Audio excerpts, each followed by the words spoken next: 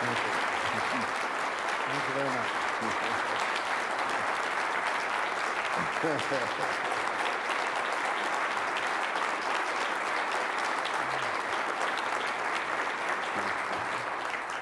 Thank you very much for the warm reception. And I know that you have been seated a while, and there were wrinkles in your shorts and skirts. And it was a nice chance to get up and smooth them out, I guess. You know, thus far, this has been, seems to me, more like a eulogy to me. And I'm not quite gone yet. I may be well along the way, but I have a little time left. At least I hope so. We heard a lot of definitions for success, ideas. I enjoyed them, and it can be defined in many different ways. Andy over there a little while ago was discussing some ideas on success, and Swen, not only does he discuss ideas of success, he wrote something on success that he just gave me. May I give this, Swen? He just wrote this. Success. Some say success is fortune and fame, or winning a crown in a championship game. Some say success is in riches and gold, or trophies and medals. That's what we've been told. We worship the winners who shine in the race, and shame all the trailers who hold second place. We train our poor children to be only the best. Success is just when you're ahead of the rest. We tell them success is an A or a B, and that something is wrong if they bring home a C. What's wrong with the teacher? Why can't my child pass? My child's name should be at the top of the class. Now, if you have children of school age, you'll agree with that, I'm sure. My taxes are spent and remain in their pay, so why is my genius not getting an A? My child is not average. They say as they're riled, that place is reserved for the neighbor's child. But God, in his wisdom, when making this race, did not make us equal in talent and grace. For some of us run, but then others are lame. But both share success if they try just the same. If you came up short when you went for the A, but gave it your all to the very last day, an effort was made to be all that you can be, you're still a success if you bring home a C. When you know that you gave it all, then you'll find that self-satisfaction gives sweet peace of mind. And that peace of mind that you only possess is your declaration that you're a success. I like that, Swen.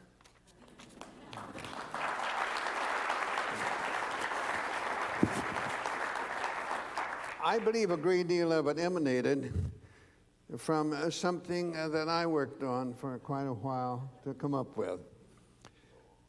When I started my teaching profession after graduating from Purdue University in 1932, I found myself a little bit disappointed, somewhat disillusioned. I shouldn't say completely surprised at what parents seemed to think that their youngsters in my English classes should receive.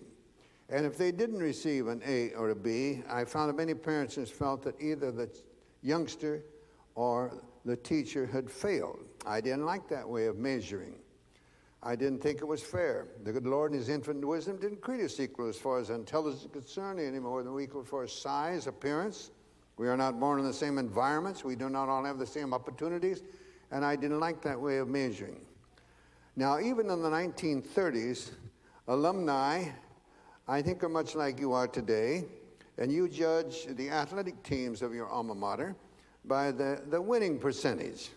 And I know if they win them all, you consider them to be reasonably successful. I know that to be true because we did have a number of years where we won them all, but it seemed we didn't win each and every game, but the margin that some of our alumni had predicted.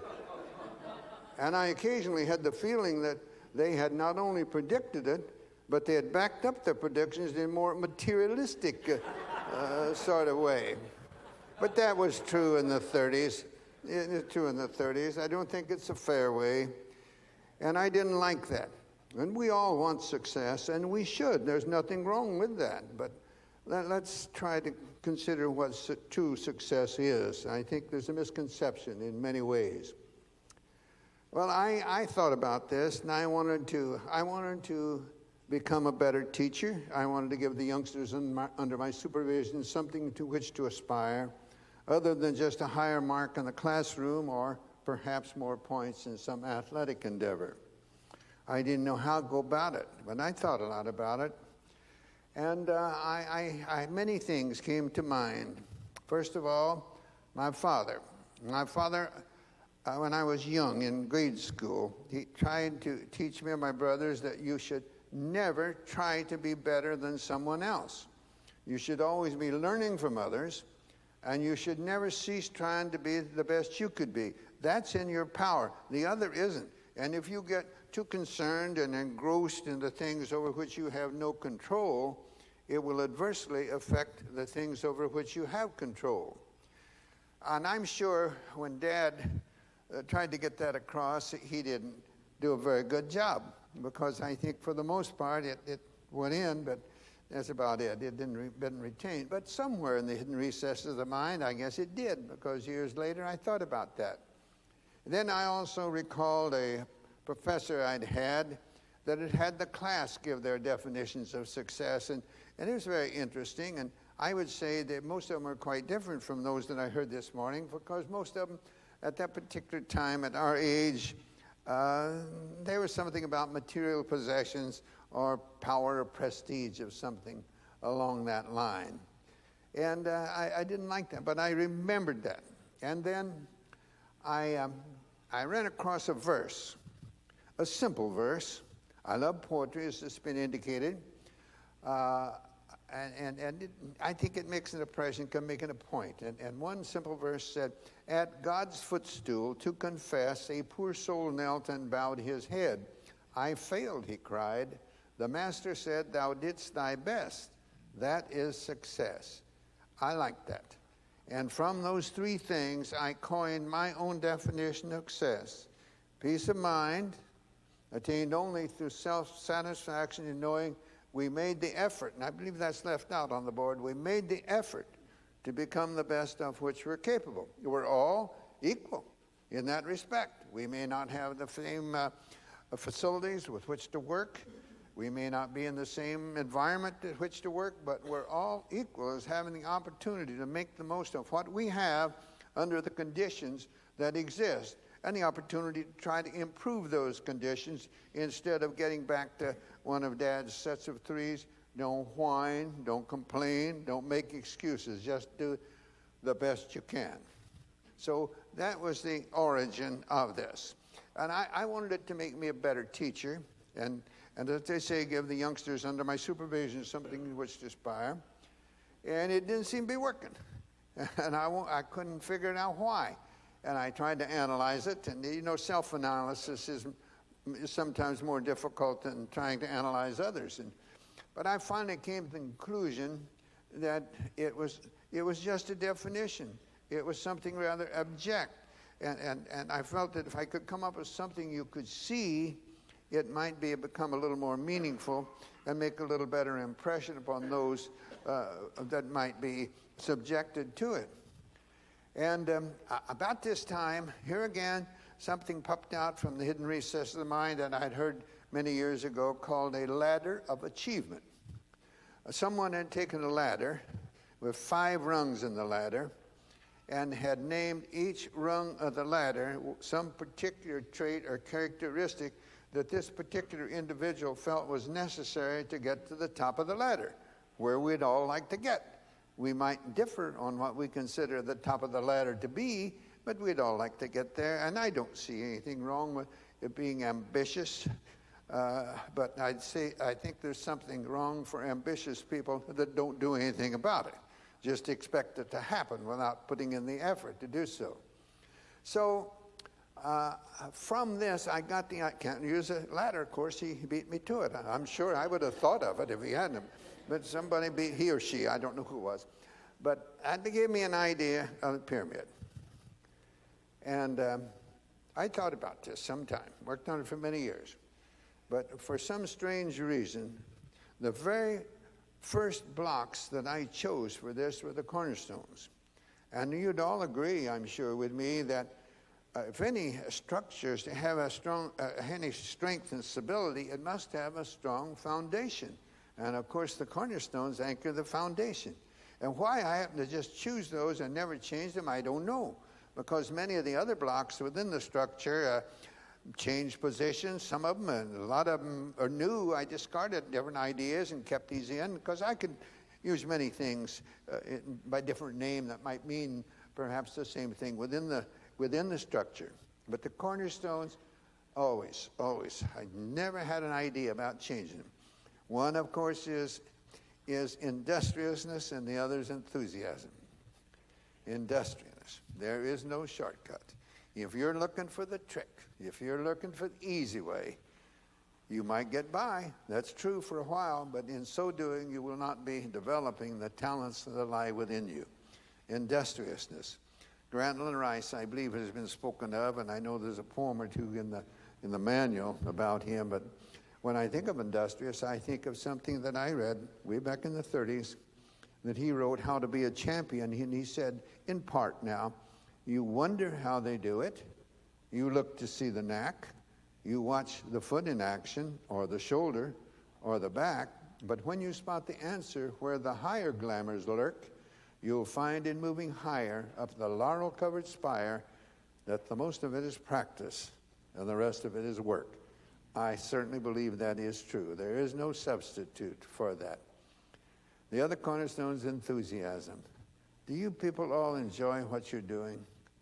I hope so. If you're not doing nearly what you're capable of doing. I think we have to be enthusiastic what we're doing. And you know, enthusiasm brushes off on those with whom you come in contact. A leader, any person in a leadership position, must stimulate those under his or her supervision. And if you're not enthusiastic of yourself, you can't expect those under your supervision to be so. When I think of supervision, I often think of think of enthusiasm. I often think of my first year at UCLA. I attended a meeting one evening to hear a gentleman speak on a topic on which I had no interest at all. And he said, why'd you go? Well, maybe for some reason that some of you are here. Somebody told you to go. I don't know. Maybe somebody paid for it. Maybe somebody else. I don't know. But anyway, someone under whose supervision I was suggested I be there. And I'd already had a peek at the basketball players with whom I was going to be working. And I thought it very wise for me to ingratiate myself in every other possible way because I didn't think those players were going to do it. And so I was there. I sat close to the front. I wanted them to know I was there. I just hoped the fellow wouldn't talk very long. But you know, before long, he was enthusiastic, and it brushed off. And I was sorry when he brought his remarks to a close. He wasn't loud, he wasn't bombastic, but you could tell by his countenance, the twinkle of his eye, he loved his topic, and he knew his topic. That also helps, too, if you know what you're talking about. And he certainly did. And I was sorry when he brought his remarks to a close. A few days later, I'd been over at the administration building at UCLA, and most of you are too young to know anything about the administration building then. There was nothing like it is now. Of course, UCLA was nothing like it is now. I think we had 7 or 8 buildings. Now, I don't know. I can't even get around myself. I'm lost on the place. But anyway, I'd been over at the administration building for some reason or other, and upon my return, I came by Powell Library, our main library, and with no initial intention whatsoever to do so, I found myself in the library, browsing around the stacks, seeking some additional information in regard to a topic about which only a few days before I'd had absolutely no interest at all. Enthusiasm stimulates others. Enthusiasm. You must have it if you're going to come close to reaching your own particular level of competency. Not being better than someone else, but coming close to making the most of what you have. Can't do it because that's perfection, and we're all imperfect, but we're all equals having the opportunity to make the effort to do that. Between the two cornerstones, forming the foundation, I wanted strong blocks, and I finally elected blocks that I thought included others: friendship, loyalty, and cooperation. Friendship, work at it. Too often we take friendship for granted. You have to work at friendship. You have to work at making friends. You have to work at making friendship flourish. It's two-sided. It isn't friendship when someone's doing something nice for you. That's a nice person. It's friendship when you do for each other.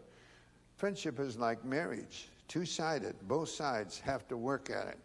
You just can't take things for granted. You have to work at it.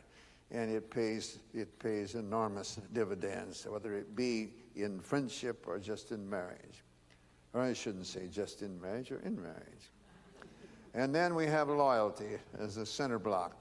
Loyalty, I think we all need someone to whom we must be loyal if we're going to have the peace within us that we need to function near our ability level. And we need something to which we must be loyal. It may be the workplace. We need someone and something to whom and to which we must be loyal if we're ever going to come close to functioning near our own particular level of competency. And then the third block is cooperation. Cooperation. Working together. It's so important.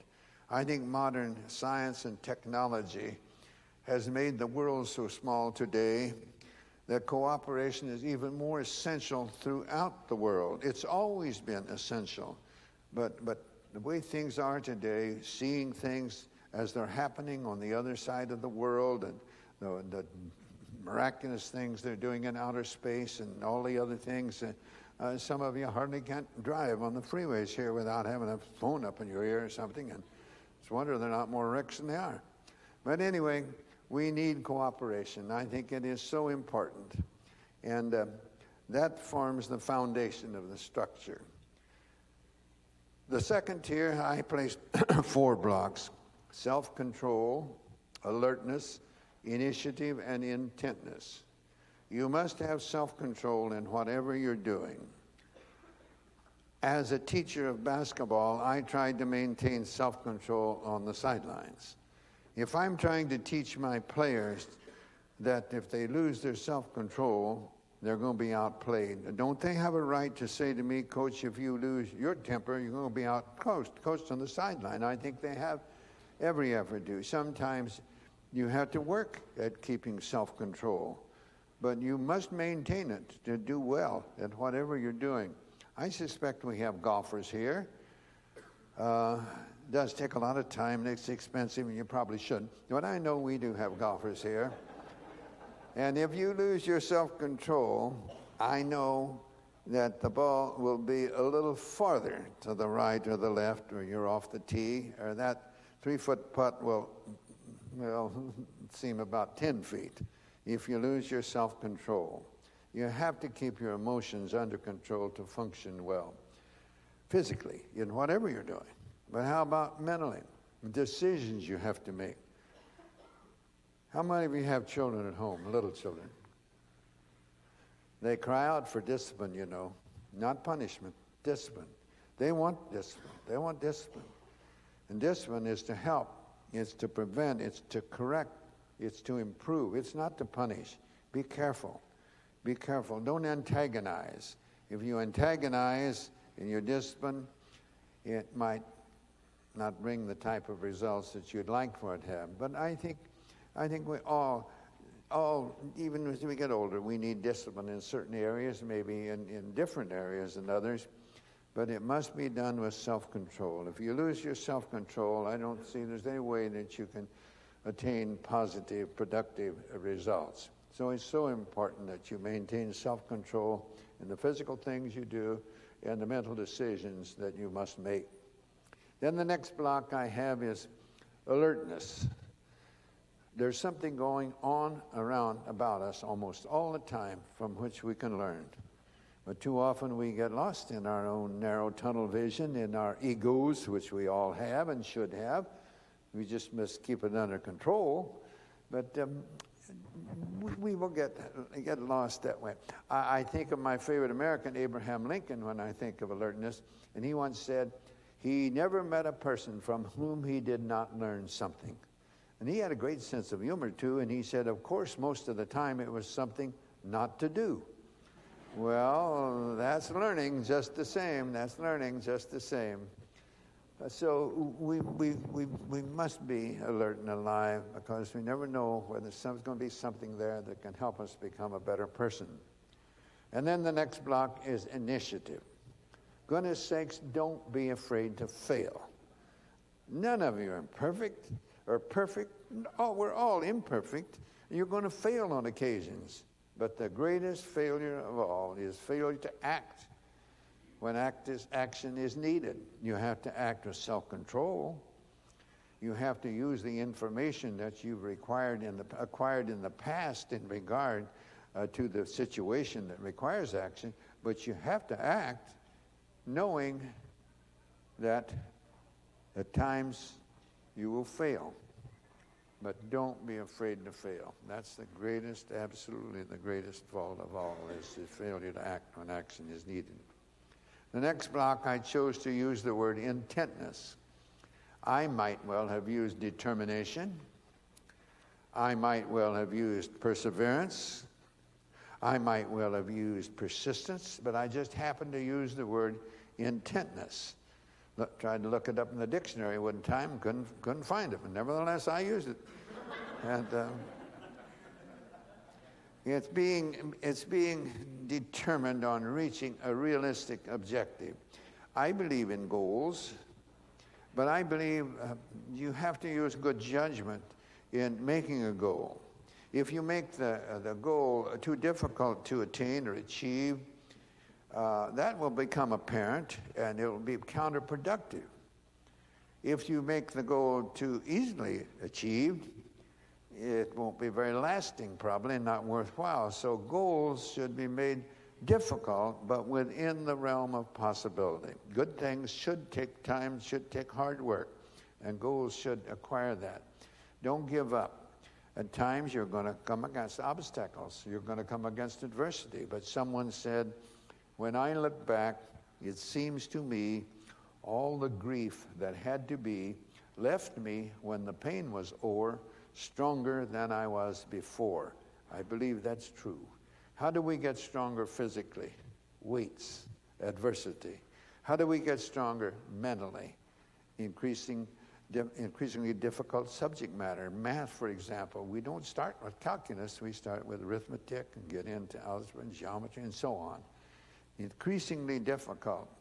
We get better. I think we get better morally by being tested, and spiritually I think we get better when we're tested. And we shouldn't fear those things. They're only going to make us stronger, better people. If we'll just sort of take them in stride and not just expect all the good things and the easy things to come our way. That's not life, and that's not the way life should be.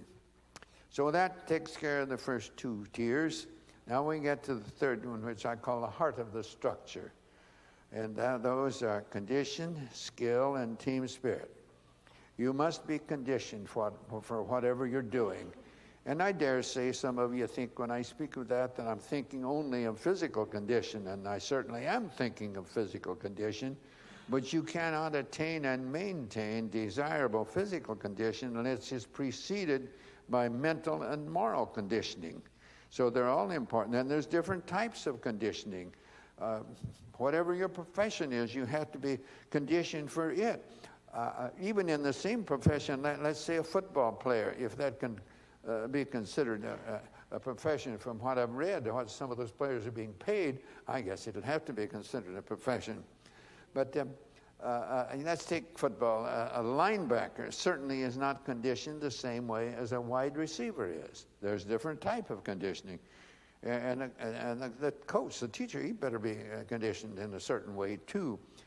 But so there's different types of conditioning, and whatever it is, you must have physical condition, and it can be attained and maintained by just practice of moderation. It's no great sacrifice to practice moderation and do the things that would be more conducive to your physical condition, but you have to be mentally and morally strong to make that come about. And then the next block, the skills, the very center, the heart of the structure, the skills. You have to know what you're doing. And that's not enough. You have to be able to do it. And that's not enough. You better be able to do it quickly. If you can't do it quickly, you might not get to do it at all. I recall some basketball players that I had at UCLA were great shooters. Oh, goodness, I had some that could really shoot. But I'm not talking about you, Andy. And some of them, they weren't quick enough to get shots away. But boy, they could shoot. You didn't hear them, you didn't know about them because they didn't play very much, but they could shoot. But I had some others that could get all sorts of shots. Were they quick? But they couldn't shoot.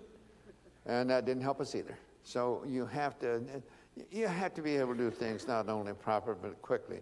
As Andy will tell you, be quick, but don't hurry, you know. If you start hurrying, that's not too good, but you better be quick or you might not do it at all. And then the last block is team spirit. Team spirit really is just consideration for others. And we need that in every walk of our life, consideration for others.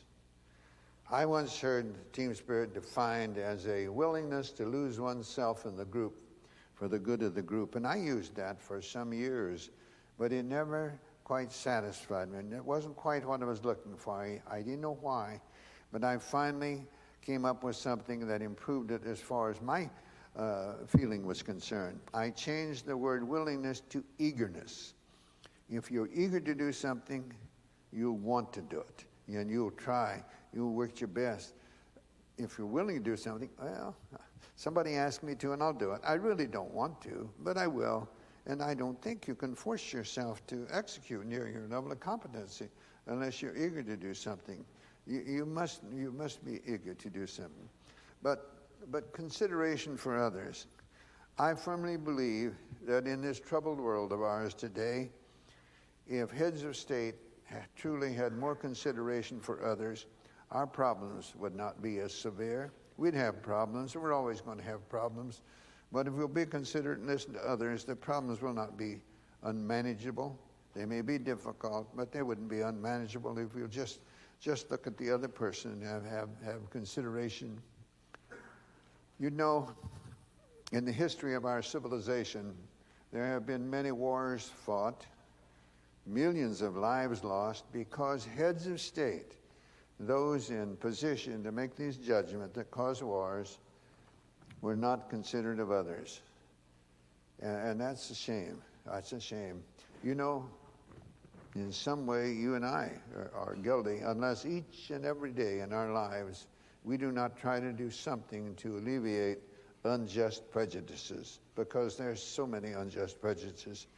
And most of us, we just accept them and don't do much about it. You may say, well, I can't do much as an individual, and you'd be absolutely right.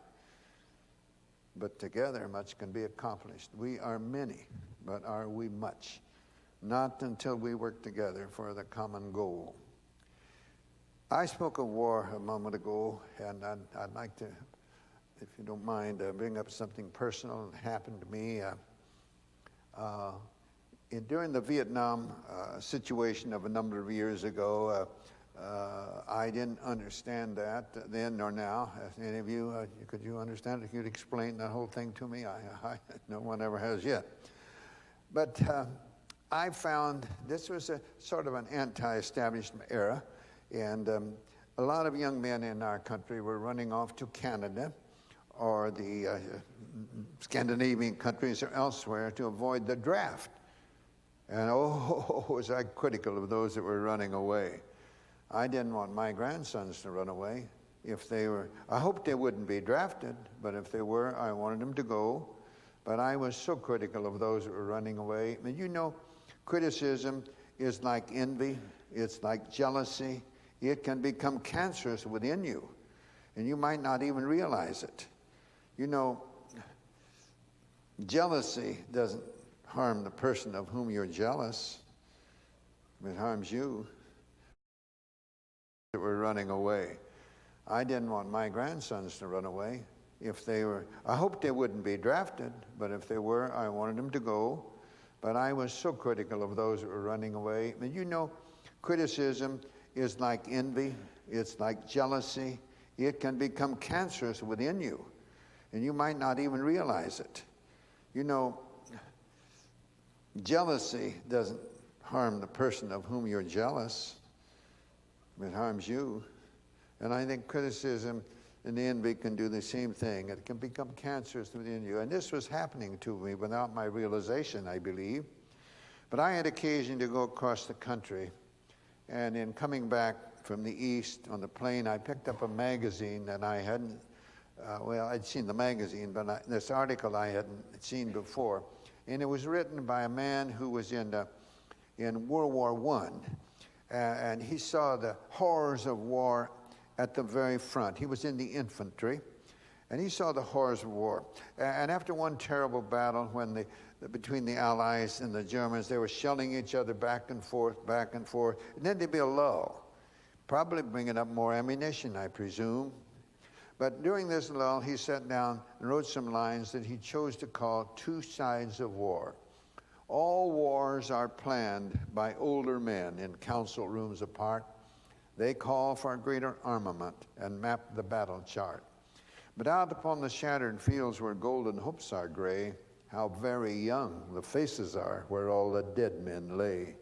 Portly and solemn in their pride, the elders cast their vote for this or that or something else that sounds the warlike note. But where their sightless eyes stare out, and gone are all their joys, I've noticed nearly all the dead were hardly more than boys. Average age of fatalities in the teens. Considerably older people sending to their deaths, perhaps necessary. All I know is I'm glad it made that trip. I'm glad I picked up that magazine. It helped me, I hope, get rid of at least some, and I'd like to think most of this criticism that I had of others. I do believe that there was just more consideration for others, the world would be a much, much better place. And it has to start at the top. It doesn't, well, just, we need more of it. Well, I get carried away there a little bit, sorry. Just above those, I have two blocks. One is poise and one is confidence. Confidence you must have to execute well, and you can't have it unless you're prepared in whatever you're doing. Failure to prepare is preparing to fail. So you have to have that. You can't expect others to have confidence in you if you don't have confidence in yourself. And you must have poise. I like to make up definitions. Poise to me is very simple. It's just being yourself. Be what you are. A person with poise is not acting. They're not pretending. They're not trying to be something they're not. They are themselves. Therefore, whatever they're doing, they're going to execute near their own particular level of competency. And those are essential traits. We need those so much. Confidence and poise. I've been asked, can you really get poise and confidence is real? That's not whistling in the dark. That not being false. Can you do that? And I said, I think so.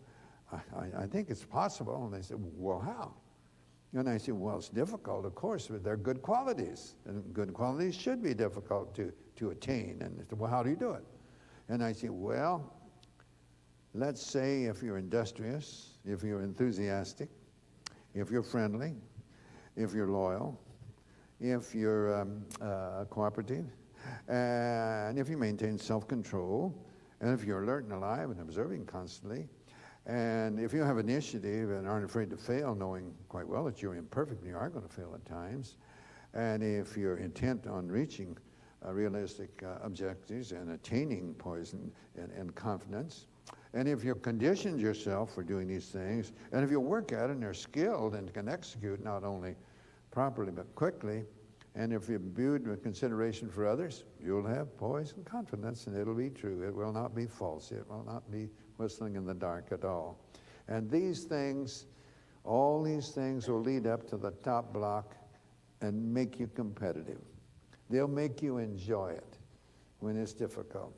There's more pleasure in being involved in something that's difficult than there is in being involved in something that anybody else could do. Most of our daily tasks that you and I have and we do anybody else could do, most of them. They're easy, but there's no joy in those. But there is joy in being involved in something that is more difficult. There are alumni at UCLA Hall. I was there. Of course, they've changed. I'm sure they've changed, but they felt that there was joy in beating some team by 50 points. There was no joy in that. Not much, that is. There's real joy in playing against someone about your own level of competency. That's the joy. There's the joy in the competition. That brings real joy. Now, those are the blocks that make up the pyramid that I have, but on the side, I have other little ideas that sort of serve like mortar, holding the blocks in position. I'm not going to talk about those. I'm just going to talk about the top two, leading up from competitive greatness to the top success, according to my definition, up at the apex. On one side, I have patience, and on the other side, I have faith. You need those two things. You must understand that good things take time. You must be patient. Now, I suspect that many of us are impatient with our youth. Youth, they want to change lots of things. They think that maybe that all change is progress. And as we get older, though, we sometimes we're stuck with the status quo, and we forget that there is no progress without change. Youth thinks that all change is progress, but it isn't. But as we get older, we got to realize that there is no progress without change. But we must have patience. Good things take time, and that's the way it should be. And we must have faith that these things are going to work out. The way we want them to? No, not necessarily. Work out the way they should work out, providing that we do what we should to make it become reality. Too often we just want things to work out the way we want them to, but we don't want to pay the price, so to speak, of doing the things that would help that become reality. So those are the things that I thought about in working up this pyramid, all based originally on my own definition of success. There was a Major League Baseball umpire by the name of George Moriarty. I don't know if any of you heard of him or not. He was a well-known umpire back long ago. I guess you wouldn't have known anything about it. But he spelled Moriarty with only one I, and I never saw it spelled that way. But he did with only one I, which was a terrible mistake, because Major League Baseball umpires, they notice things like that. And he was often accused of the fact that even though there was only one I in his name, that was one more than he had in his head. But he wrote something that I think brings out what I tried to do in the development of this pyramid. He called it the road ahead or the road behind. And he said, sometimes I think the fates must grin as we denounce them and insist the only reason we can't win is because the fates themselves have missed. Yet there lives on the ancient claim, we win or lose within ourselves. The shining trophies on our shelves can never win tomorrow's game. You and I know deeper down, there's always a chance to win the crown. But when we fail to give our best, we simply haven't met the test of giving all and saving none until the game is really won, of showing what is meant by grit, of fighting on when others quit, of playing through, not letting up. It's bearing down that wins the cup.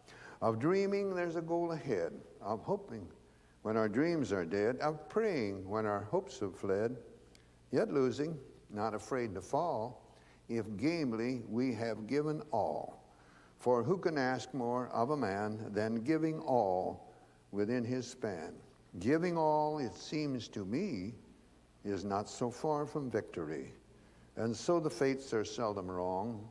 No matter how they twist and wind, it's you and I who make our fates. We open up or close the gates on the road ahead or the road behind. And I think that is definitely true. It's within ourselves.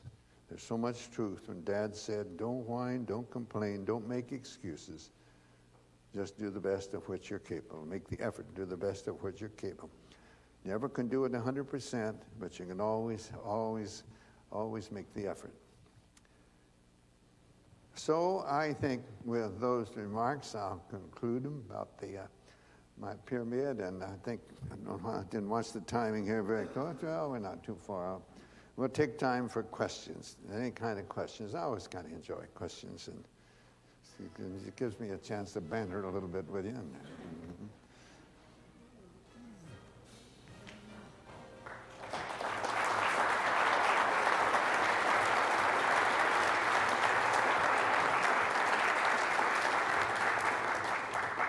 Yes, Coach, how come you didn't play Swen Nader more instead of that guy named Bill Walton or whatever his name was? That's a very good question. Here comes the answer.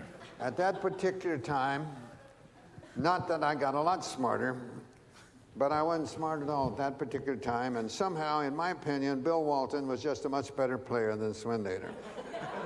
Now, I know that most of you know that he wasn't, but in my opinion, he was, and I've made so many mistakes, and I'm sure certainly in your opinion, even though it's the only person in the world that would think that, you were better than he was. Well, my mother thought the same thing, but... Oh, your mother? I expect you're right there. All right, but I have a real question. When you're talking about putting a team together, and I know you recruited players a little differently than most, looking for maybe some other qualities as a priority that some would consider secondary. Could you please talk about that, and also placing these players in positions within an offense and defense so that the team would become better, even though some of those players may have less physical talent than others? I look, first of all, and maybe I was a little different than a lot, but I think we all wanted the same thing.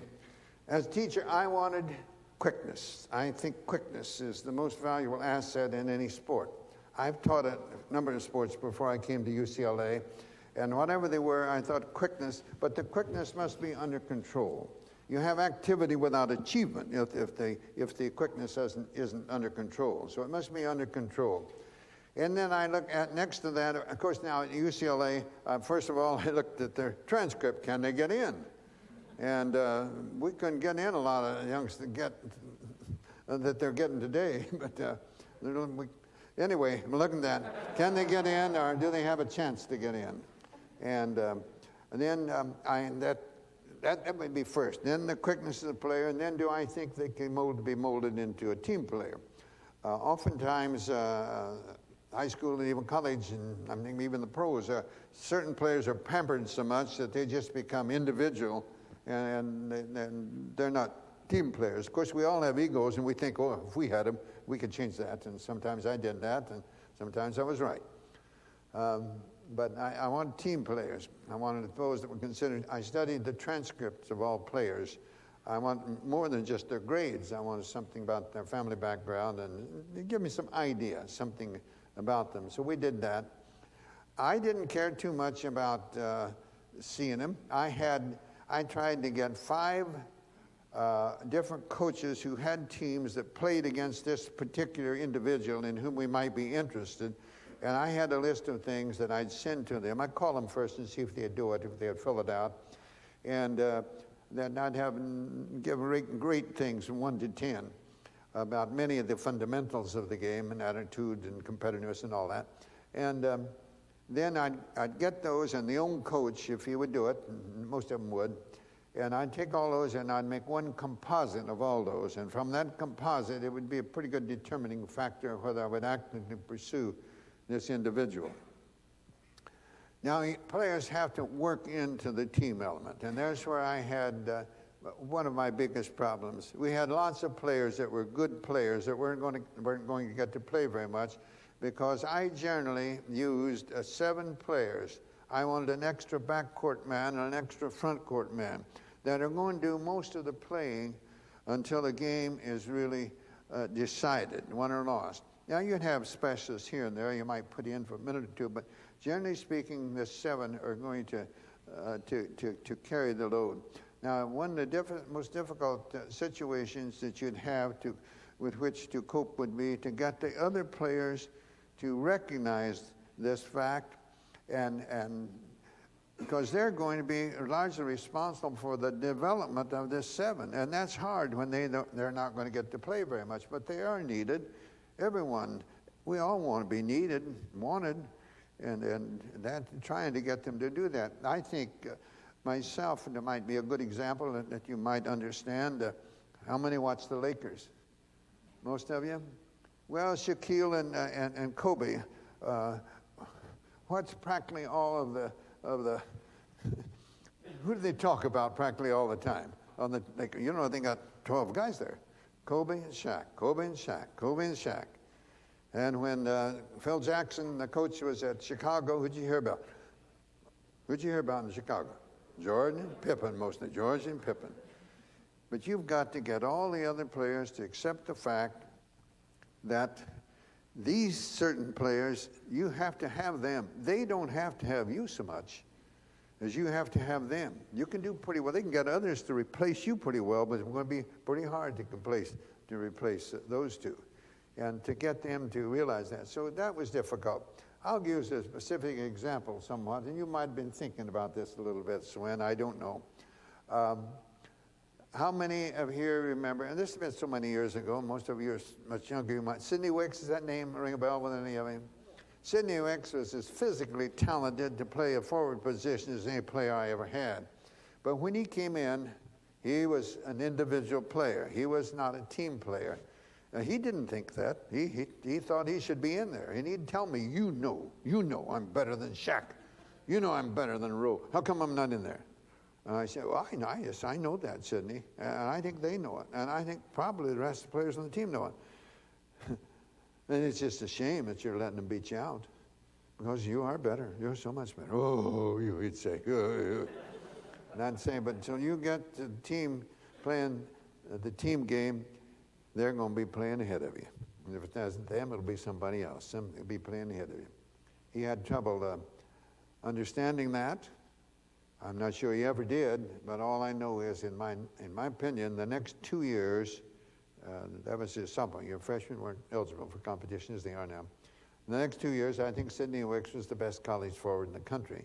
And in my opinion, he wouldn't have been, as far as the team is concerned, if I'd have played him more. And I don't think the team would have done as well.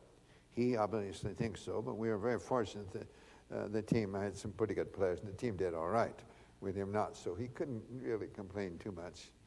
And sometimes they do anyway. But it's getting a combination that works together. You have to work together. There's different roles to be filled. Every role is important.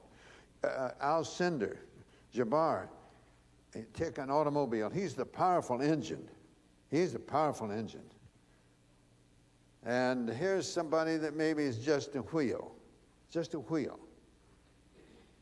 And then we have to have somebody to be a nut. Andy, I'm not talking about you.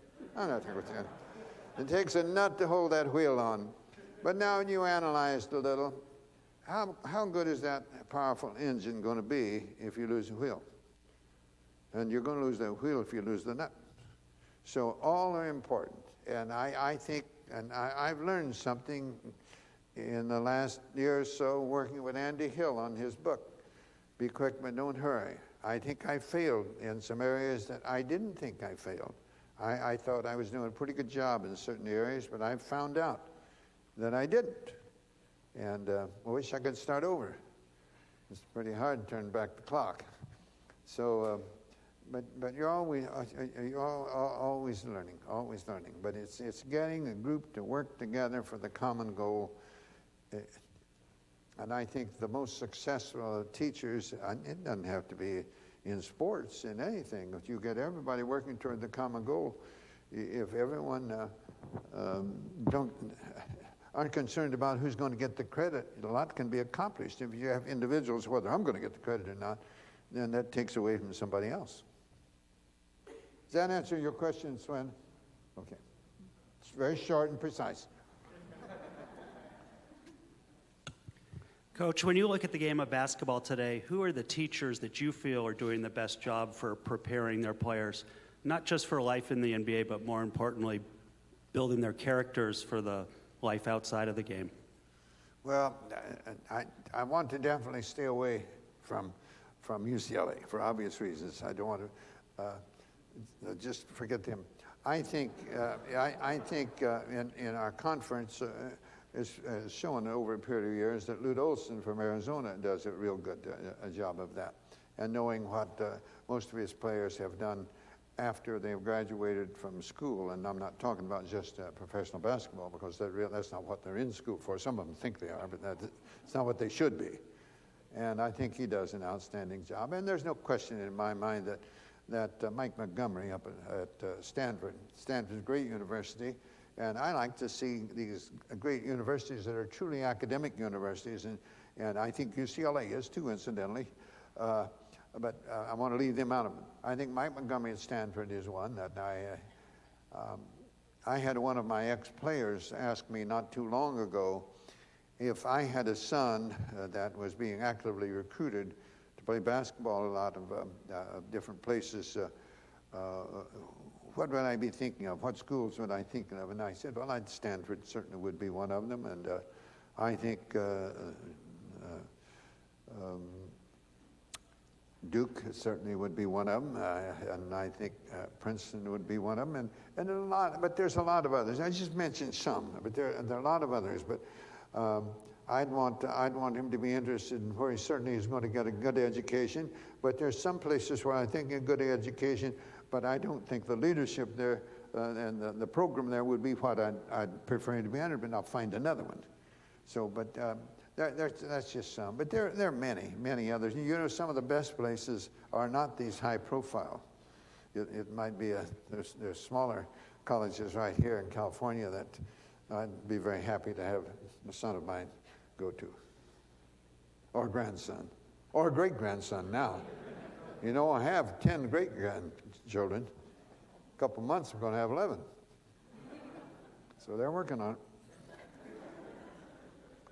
Coach, thank you for doing this seminar. It's much appreciated. My question has to do with leadership or coaching under pressure, and I'm interested in what you did during timeouts at critical moments. I wanted to stay away from highs and lows. I've always been against peaks and valleys. I think for every peak there's going to be a valley. So at a timeout and halftime, and I think the two young men over here that played for me will tell you this, that we wanted it to be businesslike. I didn't want it to be highly emotional. I wanted to try to go over the things that would be helpful.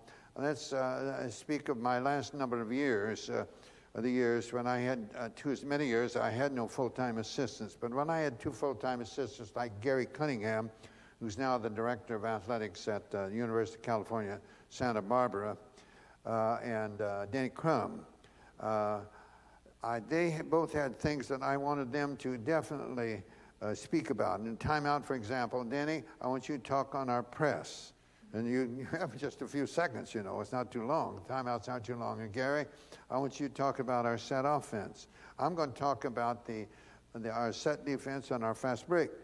And concise, and then we'll try to bring them all together. I may say something about affirming something that Denny had said or Gary had said, and use them. And I tried to do that at halftime. I didn't want our players rushing out like I see teams. I'm afraid somebody's going to fall, get hurt. I want them to go out quietly. I want them to go out and get warmed up. And we try to keep it as businesslike as possible. I tried the best of my ability to stay away from any emotional. I didn't want my players to show excessive exuberation because they outscored somebody in a game. And I didn't want excessive dejection if we're outscored. You may be dejected. You're going to feel better if you outscore them. Of course, I expect that. But let's not be excessive about it. And you can be dejected when you know that you stayed out too late last night and you weren't able to execute near your level of competency. Or if you did something of that sort, you've done something of which you're kind of a little ashamed of, yeah, you have a right to be ejected. But I hope that will never happen. I want you to...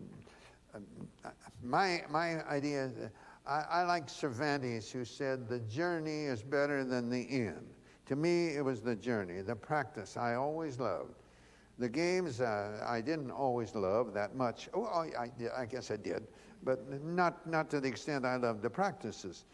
And the competition of the games and in getting the tournaments, that didn't have as much personal satisfaction for me as except to watch. There was a test of what I was doing in practice, and I liked it that way. And I tried to keep it unemotional. Now sometimes that's difficult when you have some very emotional youngsters out there, and some of them are going to be considerably more emotional out there than others.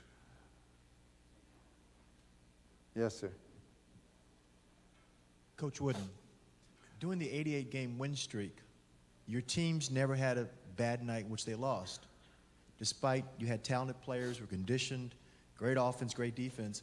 But how did you maintain that level of excellence day in and day out with not ever having a bad night? In one way or another, and that's not quite true. Sometimes we didn't play so well, but maybe the other team didn't play so well either at that particular time. But I tried, and everything was yesterday is gone. That'll never change. Tomorrow is yet to be. How can you affect tomorrow? By today. That's the only possible way. I tried to use that, and I believe I can say this with complete honesty. I tried to get each player to make each day his masterpiece. And I on some occasions, to certain individuals, I would talk about, you just got to put the past out of your, good or bad, it's got past, it'll never change. And the only way you can affect the future is what you do today. Vivian Larimore said, I've shut the door on yesterday, its sorrows and mistakes. I've locked within its gloomy walls past failures and heartaches. And now I throw the key away to seek another room and furnish it with hopes and smiles and every springtime bloom.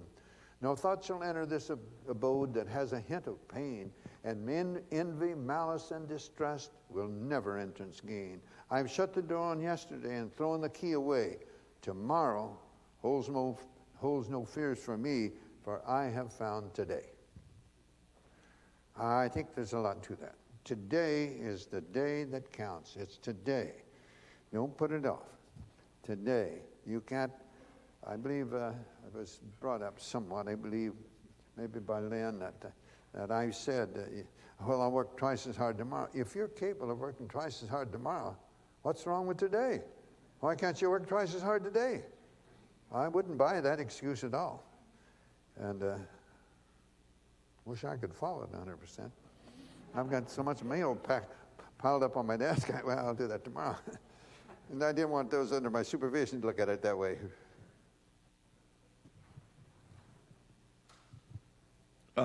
Coach, we had a lot of questions after the last seminar from some of the people. One of their concerns was balancing a busy career and work demands with home and family. And I'd like you, my opinion is that the way you organized your daily routine, which was achievement, not activity, and the way you started the day early in the day, not just getting there at 8 o'clock or 9 o'clock. Could you describe your daily routine when you were actively coaching at UCLA, started with when you got up and when you got to school and what you did? Well, it would change, at a certain time of the season. When the basketball season was over, certainly my latter years at UCLA, and to some extent earlier too, but more so, I was more consistent in my latter years in certain things that for many years before I retired, I was doing a 5-mile walk every morning. And I walked a brisk clip, walked it in an hour, and I did that for years on the track at UCLA, which is tartan, and you could walk in this. It's nice. You're springy. Now, when I started doing that on the sidewalks and out and going up and down curbs, it's really not so good. It took me a little longer, but I would be up to do that. And I wanted to be on the track every morning by 6:30, so I'd be up early enough to get ready to school and get there. And then after that, I would go in the coop and have some breakfast and do a little visiting with some friends and then be back to the office and try to check a few things. And then I wanted from 10 to 12 to be the time when I'm planning my practice program for that afternoon. That was the most important part of the day for me. And I would ask that I'd want no interruptions at all. If any calls from my family or somebody under whose supervision, if they want to do that, would be all right. But otherwise, I didn't want any visiting calls.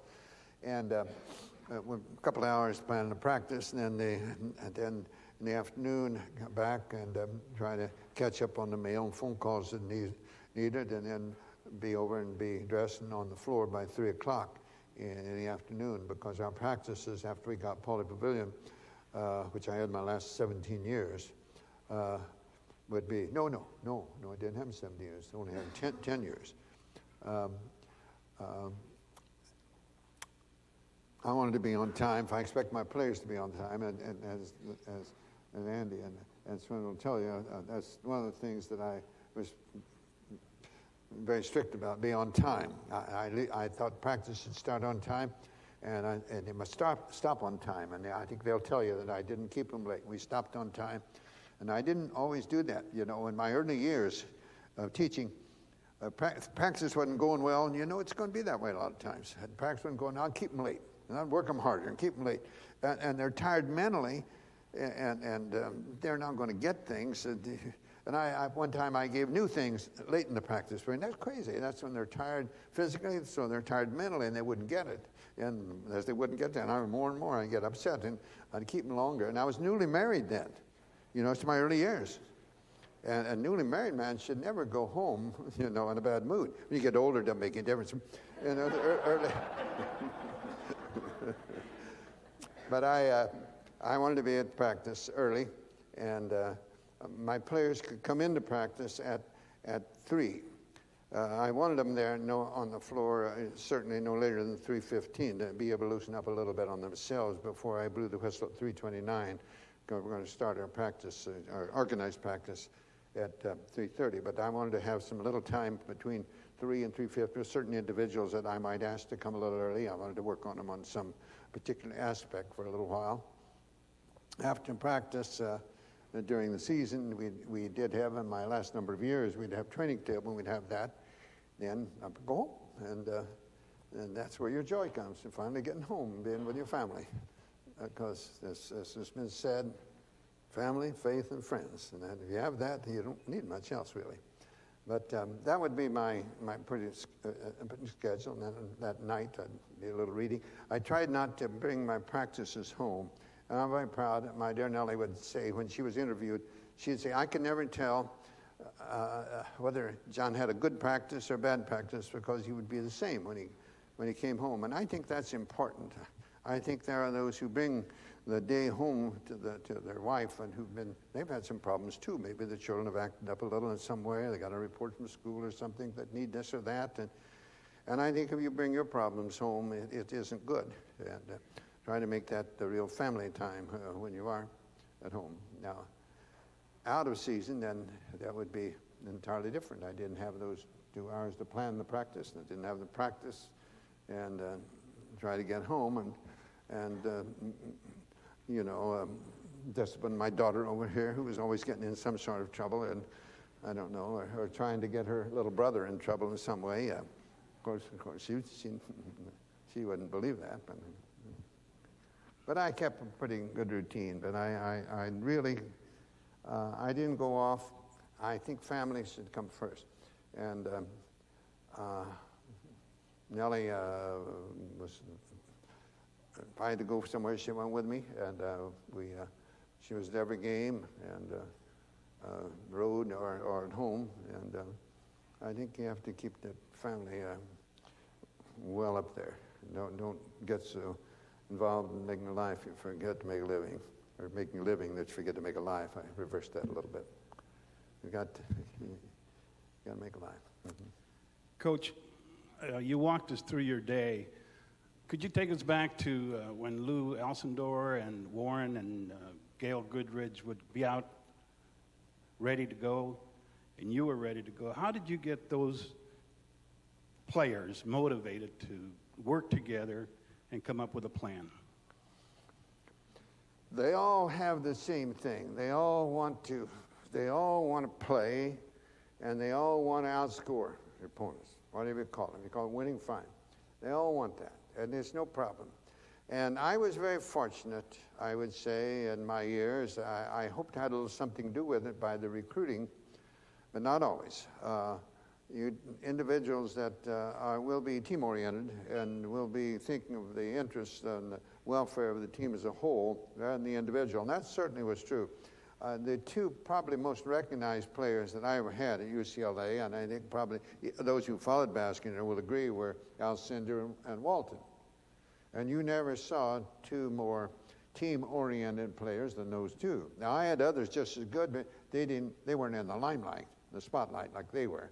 You didn't find a better one, these two over here, as far as their work is concerned. In my opinion, at the time, I had better players that played ahead of them. But they had that type of attitude, and many others. But they'd be the two that you would point out. They were very unselfish. They never a problem. Walton, when practice was over, I may have to bail him out of jail in one way or another. I couldn't do it personally because that was against the rules, but I didn't want him to stay in if he got in there. But he was, anti-establishment. He lay down on Wilshire Boulevard and stopped traffic for miles. So somebody else always egging him into it. He wasn't a leader in that, but the smart guys, they were on the side. You get out there and do this. They take over the administration. There's Bill inside. Take it over. Here's the other guys outside. What's he doing in there? And they're the ones that directed him in there. And but on the practice floor, he was as perfect as anyone you could ever ask for. He was there. He worked hard. He was unselfish. He had great help. And there's quite a story with Swen over here. I recruited Swen, and he'll tell you I was honest with him. I said, you'll never get to play much because you're going to work against a player coming in that I think is going to be one of the all-greats. And but he needs somebody big and strong to work against him. Swen at that time hadn't played a lot. He came from Holland. He hadn't played high school basketball. And an ex-player of mine, Don Johnson, saw him, I think, working in the filling station, got him to come to college. And he came in his first year against Walton. I kind of felt sorry for him at times.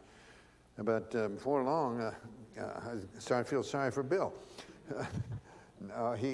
Swen improved and improved and improved. And I told him at the time he came, if you come here, you'll never get to play very much, but I think you're going to have the opportunity to work on one that I think is going to be one of the greats every day in practice. And if you do that for 3 years, if you have ambitions to play pro basketball, I think you'll have the opportunity because there aren't too many that have your size and the abilities that you have. And I know about your work habits and so on. And he did, and then it's kind of hard to work against someone like Bill every day, and never getting to play too much. But he got better and better and better. And some of you may know that Swen Nader drafted. He was the Rookie of the Year in the ABA, the old pro league. And when it broke up, he went to the NBA and led the league in rebounding one year and had a fine pro career. And here's a fellow that never played very much in college at all.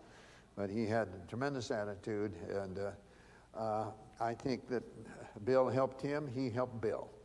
And Mike Warren, I've never seen a smarter basketball player than Mike Warren. I didn't teach him that. He had things you don't teach.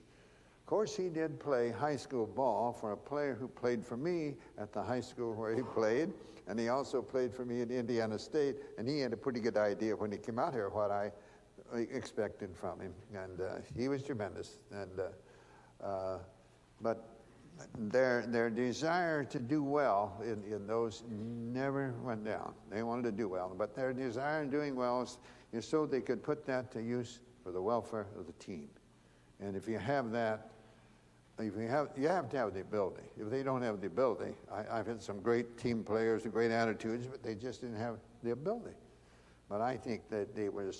I mentioned in my book, They Call Me Coach, two players that gave me great satisfaction. I think came as close to living up to their potential as anyone. And I mentioned them, and you probably don't know their names: Connie Burke and Doug McIntosh. Do either one of those mean anything to any of you? Doug McIntosh might. I doubt if Connie Burke would. Dear Tony passed away in this last year, but he wasn't very quick, and I like quickness. He wasn't a good jumper, and I like him to be able to get up there. But he worked hard. He played smart.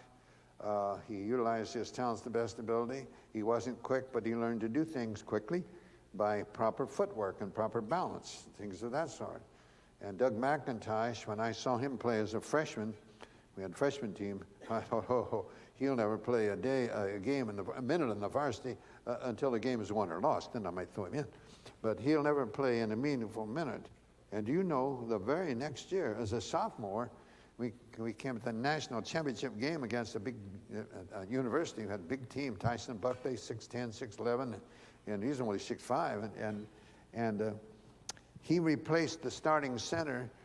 We had about 8-9 minutes played the rest of the game and did a tremendous job. And just a year before, he never played a meaningful. And he was very much responsible for us being able to winning that championship. There were others that got more publicity because they scored more points, and they're the ones that usually get the publicity, or the flashy ones. And Doug wasn't flashy. Not surprising to me that he has a pastorate in the Atlanta, Georgia area, that he's worked hard, small, now it's a big one, and I'm going to get to be with him on Easter Sunday, I think and I think my daughter and one of my granddaughters will get to see him, Lord willing. But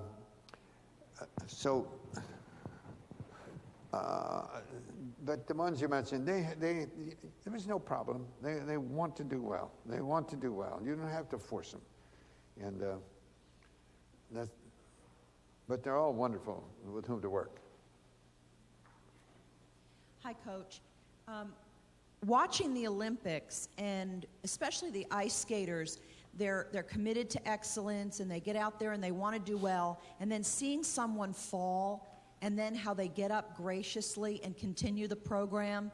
And I'm wondering, what is it you do to coach, counsel, train, to influence someone to have that type of character and fortitude and strength to continue on once there's a failure? They want to win, and yet to accept that defeat. Well, there's a lot of truth in the statement that I'm sure you've all heard. It's no disgrace to fall down, but it's a disgrace to stay there. You've got to keep coming back. We're all imperfect. We're going to make mistakes. We're going to fail. We can't quit because we make a mistake. Now, in something like you're speaking, a fall in the ice rink or something like that, that's it. You're going to lose, but you don't give up. You may lose the championship, but you never lose in your heart if you know that you made the effort and do the best you're capable of doing. You made the effort. You're never going to do it, but you can always make the effort to do that. And I never want players to fear failure. Now there are those who teach, but they want them afraid to fail. I don't want them afraid to fail. I don't want to feel that way. I know they're imperfect. They are going to fail on occasions, but that's to be positive. Let's look for the positive end of it all the time. And I that's what I tried to do. I wanted to be positive all the time. I don't expect them to win all the time. I don't expect them to make every shot in various things. I didn't want to be critical of sins of commission. I would be critical of those of omission, where they're not thinking, not doing the things they should. But the commission, the doer makes mistakes. There's a chapter in Andy's book that says the team that makes the most mistakes will probably win. Well, you got to take it with a little grain of salt, but what it is my college coach taught me that the doer makes mistakes. If you don't do anything, well, that's the biggest mistake of all, really, but you don't make mistakes. If man never shoots, never missed a shot because you didn't take any. And I didn't want them to be afraid of failure. I wanted them to understand that on occasions they were going to fail. But just even take examples. I mentioned shooting. Don't force shots up there. Now, you see them forcing things in there. I didn't like that. It must come within the framework of the overall philosophy that we have.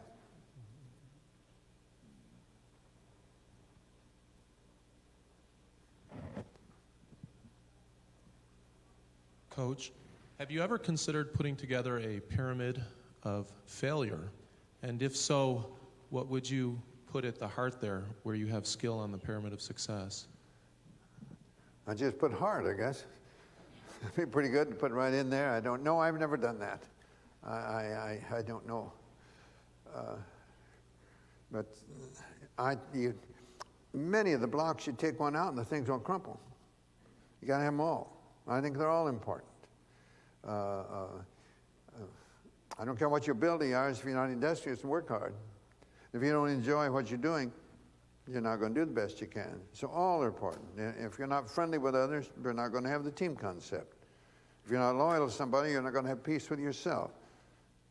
If you're not cooperative, So all are important. I wouldn't want to take anyone out. I could change the name on some to something else, but it would mean roughly the same thing as what I have in there. And as far as the ones of failure, I really believe of those that have ability, let's say of equal ability, those that don't do as well will be the ones that don't make the effort to do as well. They expect too much. I wouldn't know how else to sort of answer that. I don't like to look at it from the failure. Let's look at it from the positive. Let's do these things. Do the positive things to accomplish things. Eliminate the negative. What is this? There's a song, someone goes that. Accentuate the positive, eliminate the negative. Shall I sing that for you? Guess Swen do. Coach, is there any one thing that you would advise those of us that try to help children as they enter sports? Anything? I find sometimes their attention span isn't everything we'd like. So is there any single thing that you would try to instill in children as they enter sports or any endeavor as they're trying to improve themselves? Well, I think, first of all, you got to listen to them. I think too often, because I said so, or something, you don't listen to them. And that's not a good way. Listen to them. I think you should expose them to different things, and then let them make their choice. Don't do this because this is what I want you to, or this is what I did. I think there are parents who try to vicariously live through their children doing things that they want them to do, not necessarily the youngster would want to do. I had a dear friend some years ago, a very, very, very wonderful surgeon, and very, very sons that were very, very, very bright and all did well. And I think he had 4 sons, and the first 2 they went into medicine, and the third one went into medicine. I had these sons all in my basketball camps, and one, the youngest, he didn't want to do that, and but he didn't want to disappoint his parents, he thought. So I knew his parents, and I said, I don't expect that. And I talked with him, and let me talk with them again too. And so I did, and he didn't enter that profession, and he's been eminently successful in something else. But he felt that his parents wanted him to do that. Well, did they make him feel that way? Perhaps subconsciously, just because the brothers. And he was the youngest, and the one above him had been exceptional was an exceptional athlete too. And he felt he was being compared with his brother, and he had to try to outshine his brother. And I just talked with him. Don't try to outshine your brother or anybody else. Just try to be the best you can be. And I know your parents; they'll be very happy with you, because you're a wonderful young man, and he was. And so I say encourage them in the things that they want. You have to give them direction, of course. But when they find something that you definitely approve of and think is good, and there's a lot of things. Maybe it's Andy has a son that's a musician, and I'm sure that's great. What if he had wanted to be a basketball player? That'd been all right too, if that's what he wanted to do. But don't force him to be something that you want him to do. They may want to, and that's fine. Coach, you touched on it earlier, discipline of children, and coming from a father with a 6-year-old girl, 3-year-old boy, and just close to a 1-year-old little boy, I'd like to hear your thoughts, and if you had a choice to do it over again, raising your kids and great-grandkids. Love them. Love them. That's the most powerful word in our language. Love them. And but you must listen to them, as I just mentioned, as well as having them listen to you. But and don't make threats. Don't say things. If you do this, we're going to do that. If you do it. But don't threaten them. I believe they have to learn. And I've said the most important profession in the world is parenting. And then certainly in those early years, as you're on now, that's the most important. I think that'll have more influence on them later than any other single thing. You won't realize it, and they won't realize it, but I think it really does. In the earlier years is where they need the most. But I think listen to them and gently explain to them certain things where, no, this isn't proper, and then direct them to something that would be more proper. But you have to do it gently, I believe. You don't get anywhere yelling and screaming at them, and you do it with love. Coach, I've got a question. I'm looking at the pyramid of success, and how do you translate the pyramid of success with its friendship, loyalty, cooperation, enthusiasm, industriousness to the juvenile gangs of East LA and South Central? A lot of those characteristics, loyalty, friendship, cooperation, are why young men, black, brown, join those juvenile gangs. Unfortunately, you just mentioned parenting.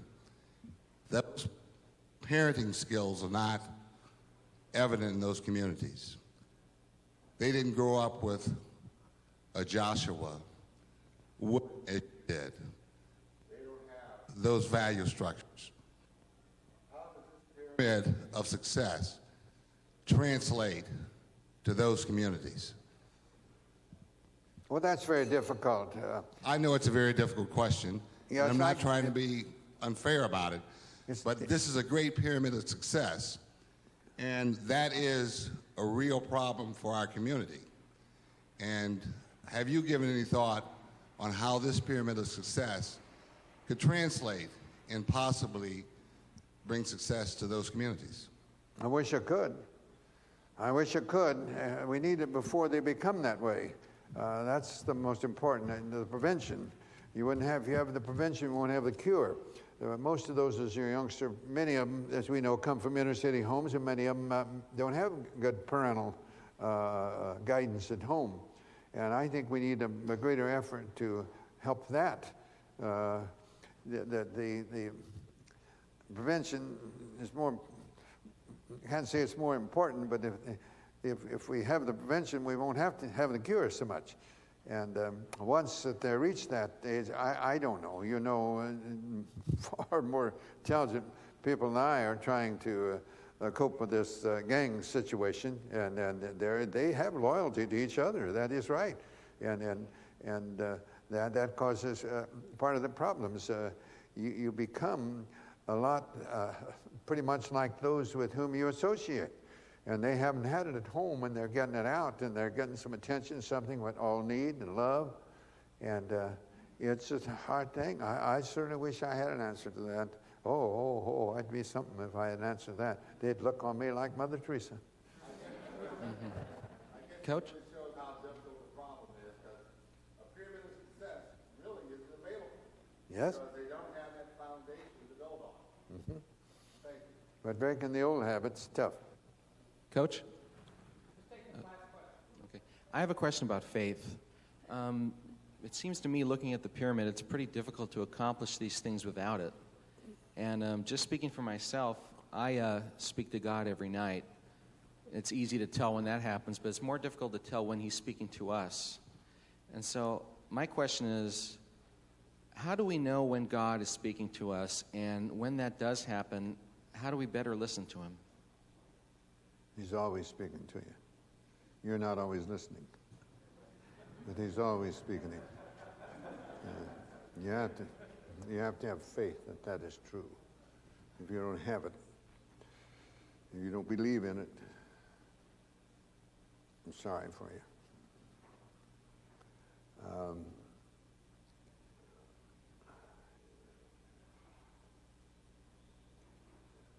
When Socrates, I don't believe I mentioned that today, did I?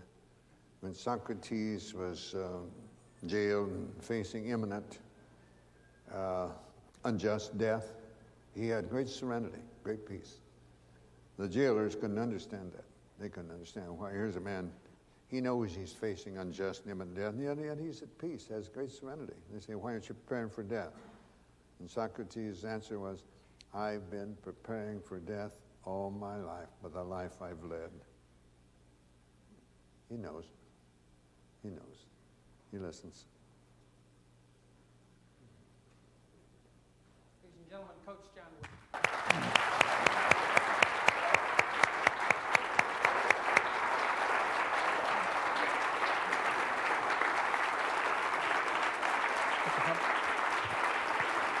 Thank you.